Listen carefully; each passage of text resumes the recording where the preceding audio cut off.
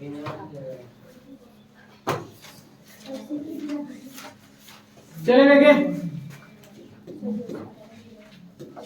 देखिए हिमीकरण या जमने की गुप्त उष्मा। तो जमने की गुप्त उष्मा, जमेगा कौन? द्रव पदार्थ क्या होगा? ठोस बनेगा। द्रव पदार्थ क्या बनेगा? ठोस। तो द्रव पदार्थ का बनेगा ठोस, तो इसे क्या बोलेंगे हम? जमना। क्या कहेंगे? जमना। जैसे पानी, पानी जमता है कि नहीं जमता है? जमता है। अब फ्रीजिंग करते मतलब फ्रिज में रखेंगे पानी और उसको 0 डिग्री टेम्परेचर कर देंगे तो क्या बन जाएगा? बर्फ बन जाएगा। समझ में आया? तो देखिए इसमें क्या हो रहा है? गुप्त उष्मा की बात हो रहा है। किसकी? गुप्त उष्मा। अगर गुप्त बात देखिए, गुप्त अगर आ गया कि गुप्त उष्मा की बात आ गया, ठीक है, गुप्त अगर गुप्त आ गया, अगर गुप्त शब्द आ गया, वाष्पन की गुप्त उष्मा ऐसा पढ़े। गुप्त उष्मा पढ़े हैं बहुत, पढ़ेंगे। यहाँ पे देखिए गुप्त उष्मा है, तो जहाँ गुप्त उष्मा आ गया, ठीक है, तो अगर वहाँ जहाँ गुप्त उष्मा आएगा समझिए 1 केजी की बात होगी।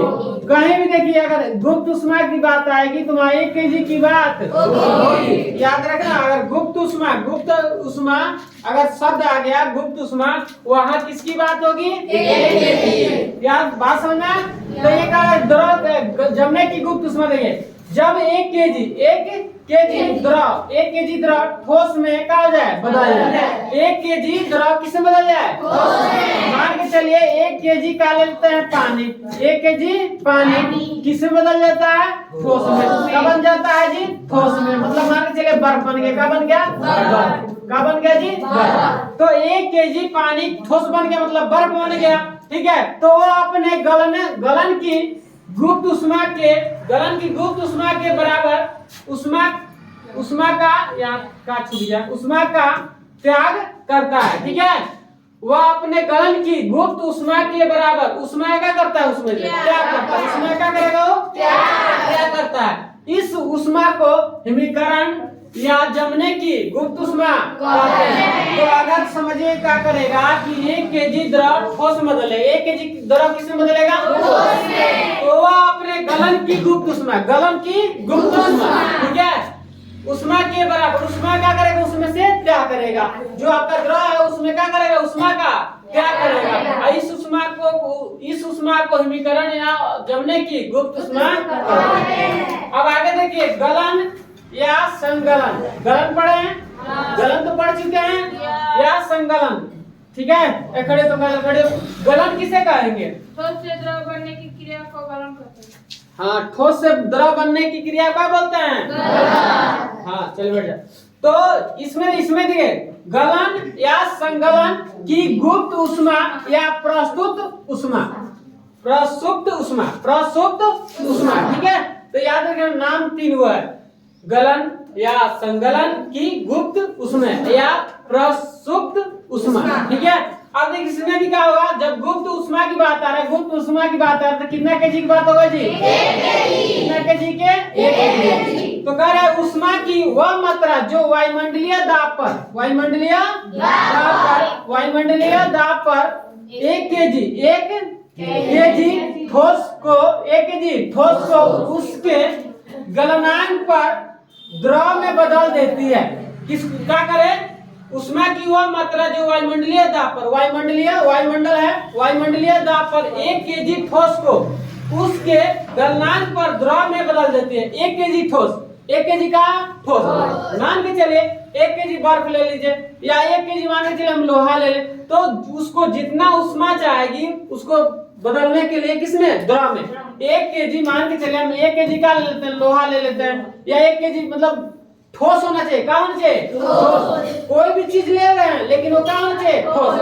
प्लास्टिक ले लीजिए 1 केजी, वो भी क्या है? ठोस है। प्लास्टिक का है? ठोस है। वो 1 केजी ले लीजिए, तो उसको गलाने के लिए मतलब उसको द्रव बनाने के लिए, उसको क्या बनाने के लिए? द्रव बनाने के लिए जब उसको द्रव बनाएंगे तो उसमें उष्मा चाहिए ना जी। ऐसा थोड़ी द्रव बन जाए। 1 केजी हम मान के चलिए 1 केजी प्लास्टिक ले लिए, 1 केजी प्लास्टिक ले लिए और उसको रख देंगे तो थोड़ी द्रव बन जाएगा।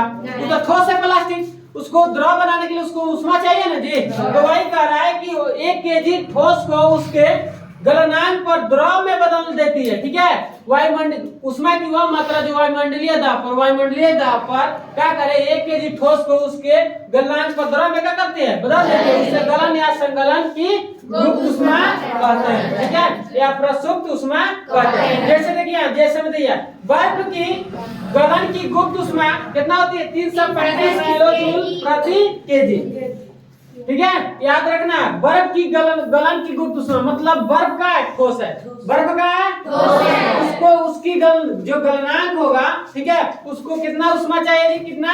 तो 335 किलो जूल प्रति किलो केजी, मतलब इसको किलोग्राम बोलेंगे, इसको पढ़ेंगे, देखिए कैसे 335 किलो जूल प्रति किलोग्राम या 80 कैलोरी प्रति ग्राम होता है। बात समझ में आया? तो याद रखना, बर्फ की गलन की गुप्त ऊष्मा इतना होता है। बात समझ में आया? समझ में? चलिए आगे बढ़े।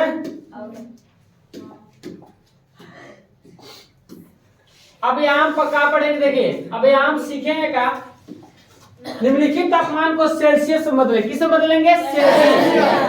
सेल्सियस में बदलेंगे। देखिए केल्विन में दिया है, किस में दिया है जी? केल्विन। 300 केल्विन दिया है, किस में? कितना दिया जी? के मतलब केल्विन, के मतलब केल्विन, केल्विन, ठीक है, के मतलब हो गया केल्विन।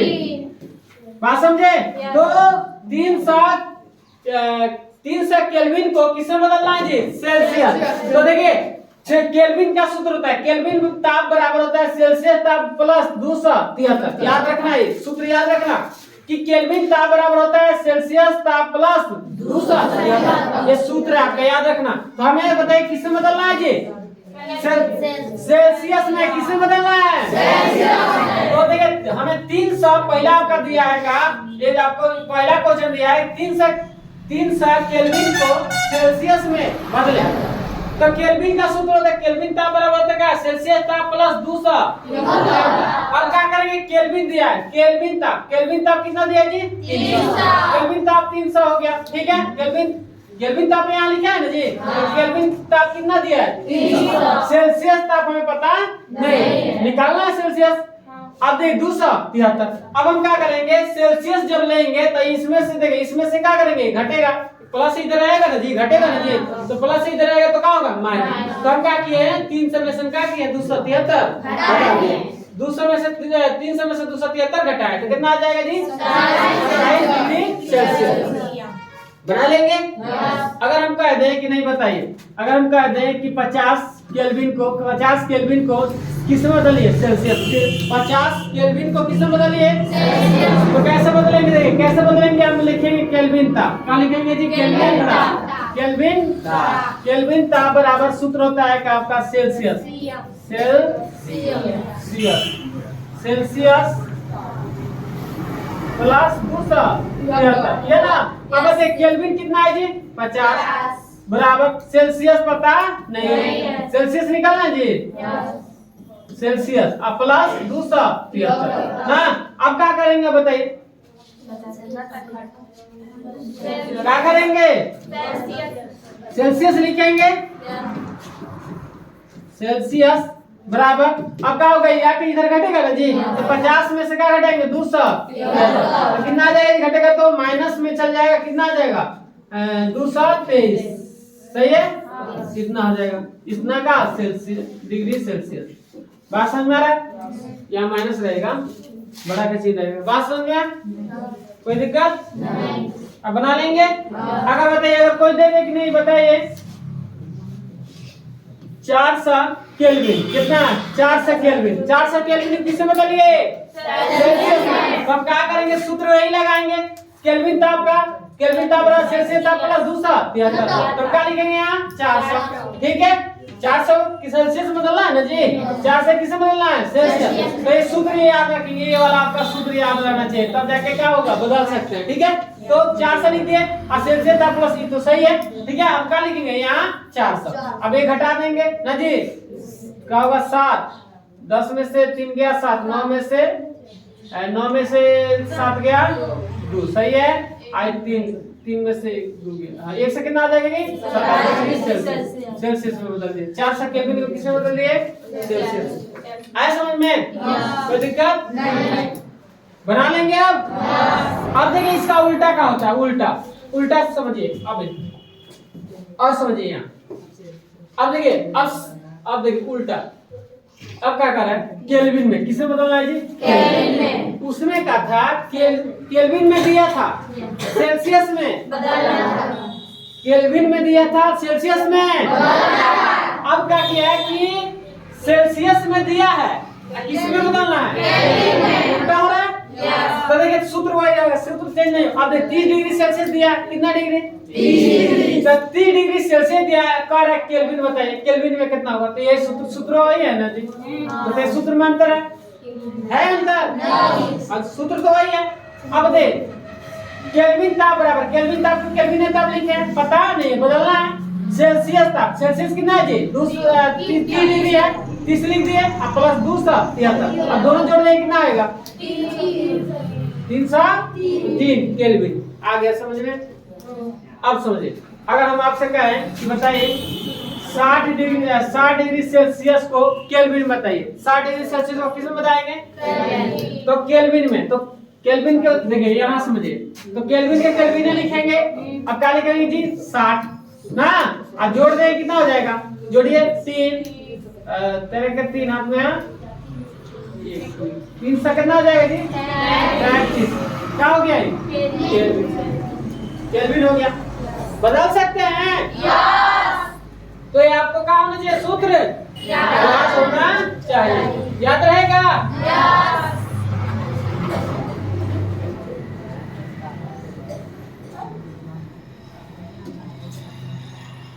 चलिए खड़े हो। तो अगर हम क्वेश्चन दे दिए आपसे, क्वेश्चन आपको दे दिए कि बताइए 60 डिग्री सेल्सियस को केल्विन में बदलिए। किसको?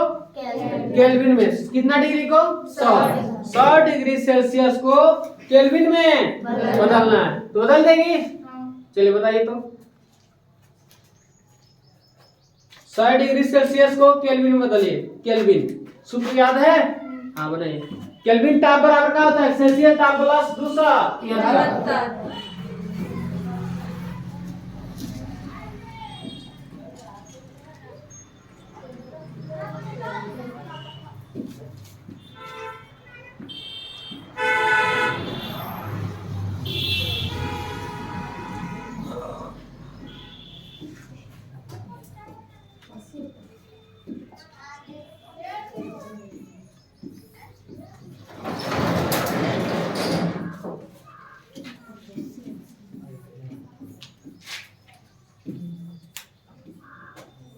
सेल्सियस, हाँ सही है, गलती लिखी है सेल्सियस। सर रहेगा।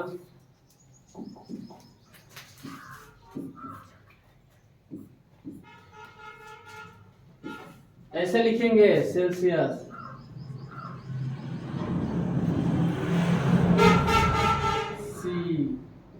यस ऐसे लिखिए।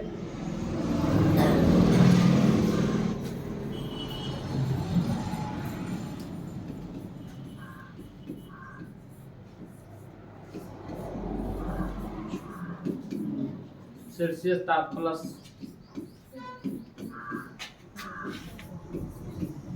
इसको मिटा दीजिए जो हम लिखे हैं।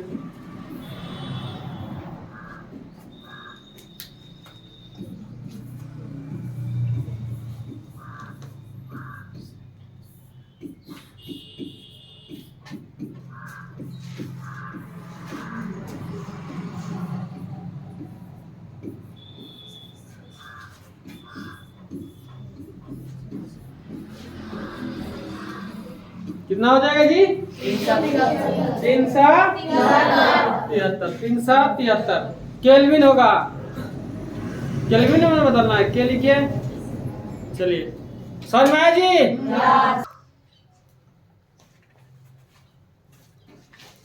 सेल्सियस में सीख गए, सेल्सियस और केल्विन में, मतलब के से किस में सीख गए बनाना? सेल्सियस में। और सेल्सियस से किस में बनाना सीख गए? केल्विन में। बात समझे? केल्विन को केल्विन को कैसे सूचित करते हैं? सेल्सियस को सी से। बात समझे? अब अगला क्वेश्चन एक और देखिए, एक और क्वेश्चन देते हैं। 600 केल्विन को किससे बदलना है जी? सेल्सियस। 6 से केल्विन किसमें बदल दें? सेल्सियस में। हाँ, अभी हम बनवाए कि 100 डिग्री सेल्सियस को केल्विन में बनाना। अब देखिए केल्विन को किस में बदलेंगे? सेल्सियस में। चलिए बनाइए, तो ये भी बनाइए, सब कोई सीख ले तब लिखवाते हैं। बात समझ में आ रहा है? सूत्र वही है, सूत्र चेंज नहीं है। 600 केल्विन को सेल्सियस में बदलिए।